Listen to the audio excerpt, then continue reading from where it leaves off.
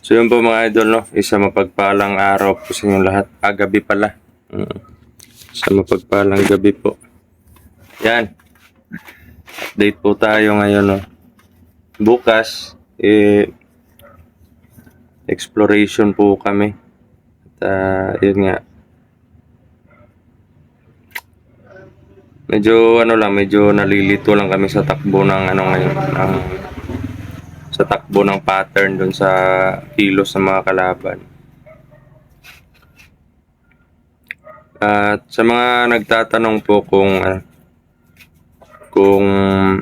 kumusta na daw si Dudoy. Si Dudoy po parang busy siguro kasi hindi naman siya nag-chat eh. Kumbaga parang may nasikaso na importante din. At yun, si Commander Cruz naman hindi pa po namin nakuha. Sa mga nagtatanong po kung kumusta na si Commander Cruz. Hindi pa po namin nakuha si Commander Cruz mga idol. So yun nga, patuloy pa rin po tayo sa pag-i-explore kahit po medyo hirap po yung sitwasyon din namin kasi medyo delikado din yung buhay namin. At yun nga. Pero di bale mga idol, no? Lalaban pa rin po tayo. Kahit anong pagsubok hindi po yan hadlang para magpatuloy po tayo sa ating goal. Gusto lang po namin talaga na bilang nag-iingat sa kamundukan natin. Gusto namin makalaya na talaga ng tuluyan yung kabundukan sa kamay ng kasamaan. Tahol na tahol po yung aso. Kasi kanina pa yung mga tao parang pabalik-balik sila. Wala naman akong aura na nasasagap sa kanila na may masamang intensyon. Parang may pinupunta na siguro. Oo nga. At siguro bukas na lang yung shoutout mga idol, no? Doon sa gusto magpa-shoutout, comment lang po kayo or mag-PM sa akin. Brad Dudong Adventure po yung yung Channel. channel nga. At Dudong Salvador naman yung yung FB account. Yan, Dudong Salvador. At yun, iba yung magkaiba yung profile ko dun sa sa YouTube channel at sa sa FB account. Pero siguro parang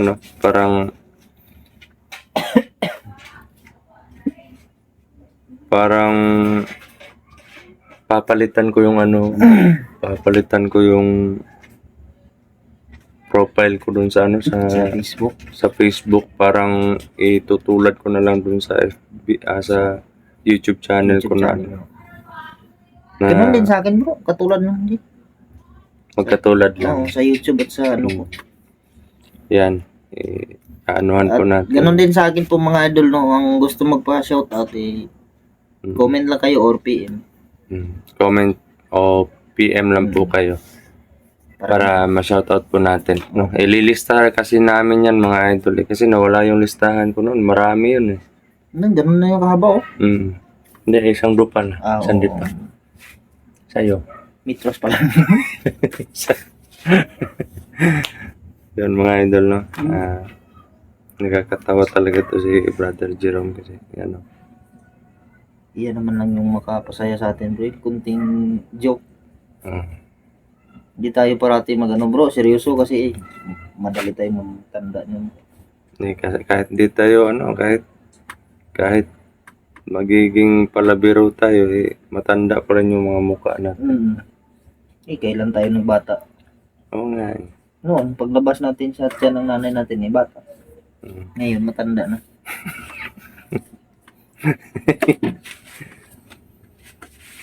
Ang init. Init nga Sobrang init po dito mga idol, no? Pero okay na rin yun kasi marami tayong nagagawa. Kaysa ulan ng ulan, limitado lang yung kilos natin. Maginaw Gawa ng maginaw at ano din, para ano siya, salita kami ng salita naputol. Kupal talaga to siguro Dodong mga idol. Salita na salita, hindi naka-play yung video. Naputol yung video mga idol kasi may napindot ako eh. Ginoo ko. Natawa si Brad Jerome. Natawa ako idol kasi tinatanaw ko yung video ba tapos salita na salita, hindi naman naka-play.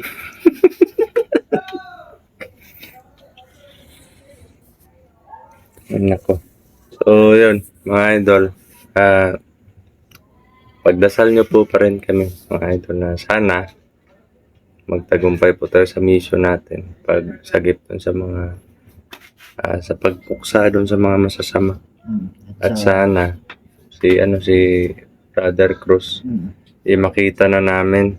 Kasi yung nagbibigay ng lead sa amin, hindi ko na makontak eh. Iba ka nartikan bro. Siguro. Ayan na naman yung ano.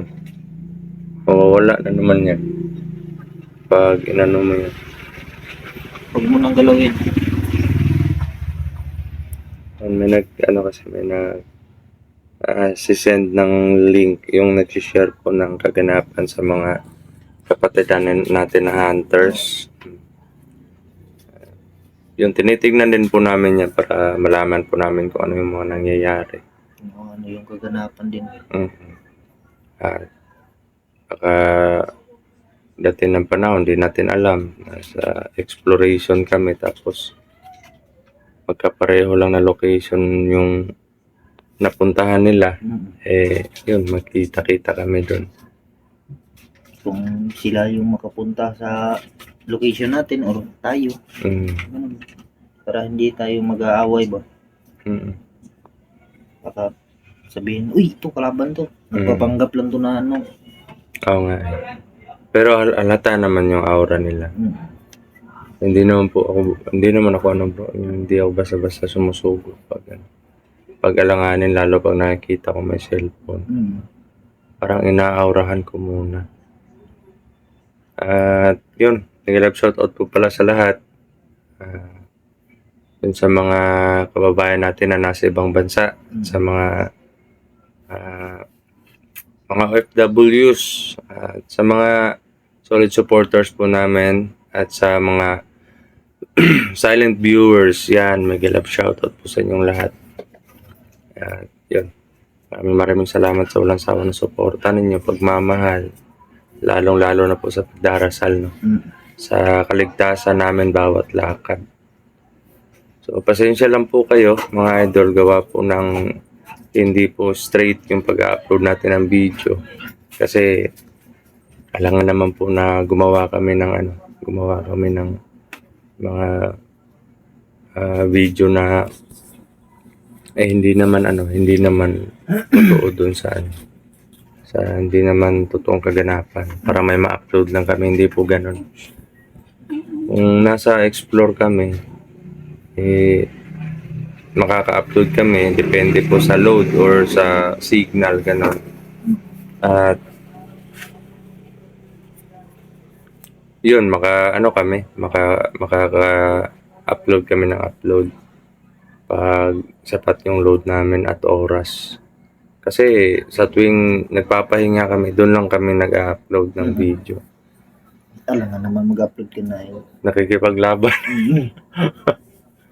Mahirap kasi yung ganun.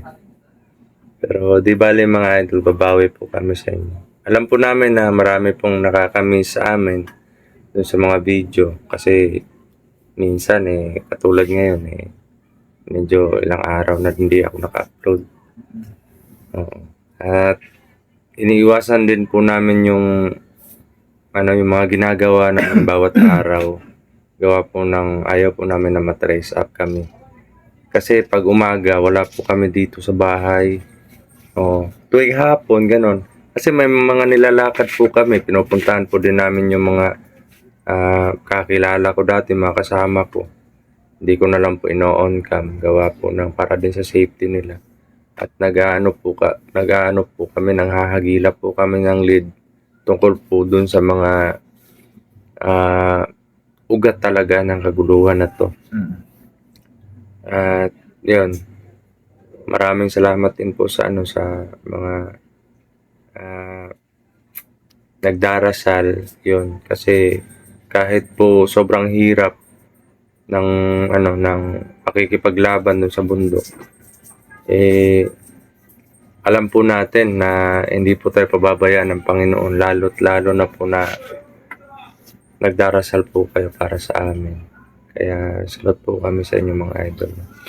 Maraming salamat po talaga. At sa mga sa mga kababayan natin na nasa ibang bansa, mag-ingat po kayo palagi mga idol. Wag na wag po pababayaan yung mga sarili ninyo. Alam naman po natin na superhero po kayo. Gawa po ng nagsusumikap, nagsasakripisyo po kayo. Di bali ng malayo sa pamilya kasi ganun yung motto eh. Ganun yung motto sa pagiging OFWs. Kakayanin natin kahit mahirap. Kahit mahirap yung malayo sa pamilya. Kasi ano po yan eh, parang napakalaking struggle po yan talaga. Lalabanan mo yung yung homesick. Oo, lalabanan mo yan. Kaya sobrang hirap po talaga. Kahit di po ako nakapag-abroad, alam ko po. Kasi mahal ko po yung pamilya ko eh. Ako bro, sa tuwing nasa explore tayo bro, mga ilang araw tayo mag-uwi. Pagramdam ko bro, parang nag-abroad ako bro. Oo, kasi malayo ka sa pamilya mo eh. At di mo alam kung kailan ka makaka-uwi. Makaka-uwi ka pa ba, ganun. Ganon din yun sa ganon din yun sa OFWs. OFWs natin na mga kapatid. Kasi hindi natin hawak yung kapalaran natin. Ang sa atin lang, ginagawa lang natin kung ano yung tama or ano yung naiisip natin ng paraan para sa pamilya natin o para makatulong tayo. Pero hindi talaga natin alam kung ano yung kakahinatnan natin sa bawat kilos o bawat desisyon natin sa buhay. Kaya manalig lang po tayo palagi sa Panginoon mga idol. Hindi tayo pababayaan at lalong-lalo na po. Hindi po tayo, kumbaga, hindi po tayo mawawalan ng pag-asa pag yung Panginoon palagi yung iniisip natin. Ikaw bro, nai-imagine mo ba yun? Mahal mo yung pamilya mo. Oo naman bro. Tapos, bigla kang lalayo kasi dahil lang sa matindi pangangailangan. Alam naman natin dito sa Pinas. Paglakad ko nga bro, ay papunta dito sa iyo bro. Umiiyak ako bro. Ano yung, paano ka umiyak bro? Huwag mo na ipakita din. Masama pa yun. Masama. Kasi yung iba, pag umiiyak, nakabaliktad eh. Sa akin, iba ko, nakabaluktot. Nakabaluktot ka. Nako, parang ahas. Pero, ako, iba ako eh. sa tuwing lalakad ako bro, kahit ilang oras lang bro, namimiss ko yung mga pamilya ko bro. Oo naman. Lalong-lalo na sa mga anak ko, mga idol no, na mga ano pa, maliliit pa. Nangangailangan pa ng gabay ng ama. Oo, tama. Gabay ng kompletong pamilya or kompletong magulang. Oo. Ayan. Ako lumaki ako na 11 years old na ako eh. Wala na, parang tumatayo na lang sa sariling paa. Kaya ramdam ko yung talaga. Lalo na nung nagkapamilya na ako. At eto, nalalayo ako sa pamilya ko. Dahil dun sa mga nangyayari. Kahit ilang oras lang yung biyahe papunta dun sa kanila, namimiss ko na talaga eh. Ano pa kaya kung katulad ng mga kapatid natin na nasa ibang bansa na kailangan pang yan? Kinakagat mo na ano. Hindi, niya, minamasahe niya Ano? yung aso. Ano pa kaya? Pag tayo nasa Ilang taon pa yung ibang bansa bro, kontrata natin nun ay 2 years, 3 years. ganun. Ilang Ako, bro. taon pa. Ako bro, hindi na ako pupunta doon. Oo Mas nga. gustuhin ko na lang dito. Kaya yun, dahil doon sa rason na yun, kaya nai-imagine ko po kung gaano kabigat talaga. Mm.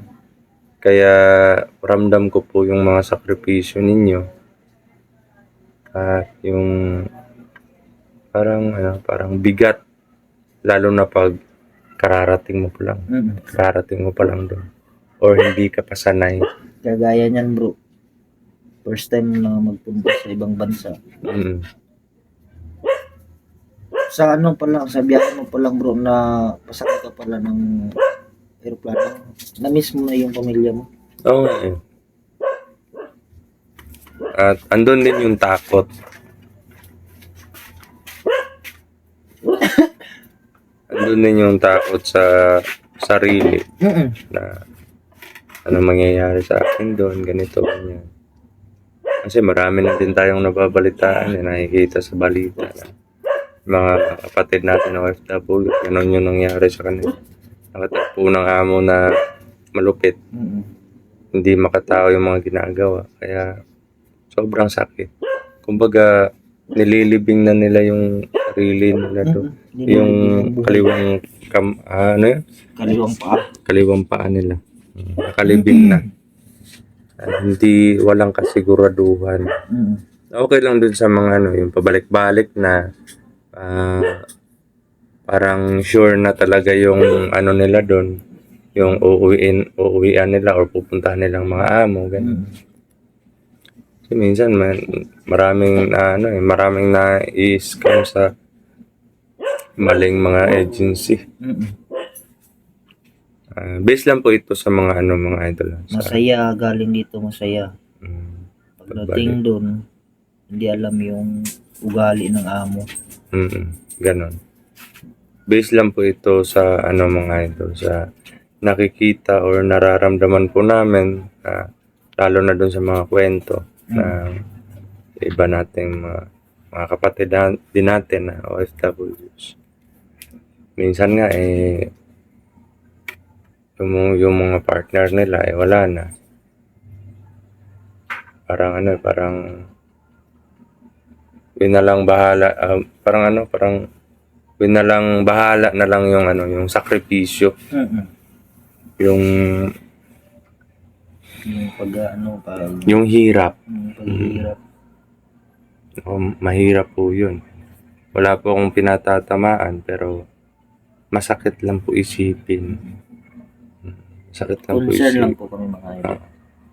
na dapat isipin din po natin kung ano yung mga buhay nila doon, yung sakripisyo, ano po yung hirap na dinadanas po nila. At sa mga mensahe ko lang po sa mga kababayan natin nasa ibang bansa. Mag-ano lang po kayo mga idol. Dasal po palagi. Laban lang po sa hamon ng buhay. Alam ko po na matatag po kayo. Kaya laban lang po. At sa mga sa mga solid supporters po natin, mapa OFWs naman o mapa taga Pinas lang, mega love shoutout po sa inyong lahat. Maraming salamat po talaga sa walang sawa na suporta at pagmamahal, lalong-lalo na po sa pagdarasal. At sa mga silent viewers, yan, mega love shoutout po sa inyong lahat. Kahit po hindi po kayo nagko-comment, alam po namin na sumusuporta pa rin po kayo. Pinapanood niyo yung video namin. Yan. Salute po kami sa inyo mga idol. So, yun. Dito lang po muna yung update natin. At bukas, explore po kami ni Brother Jerome. Oo. Abang-abang na lang po sa mga video namin i-upload. So, yun. Mega love shoutout po sa inyong lahat. At ito po si Brad Dudong Adventure at si J Adventure 23. Nagsasabing mahal na mahal po namin kayo lahat mga idol. Salute po.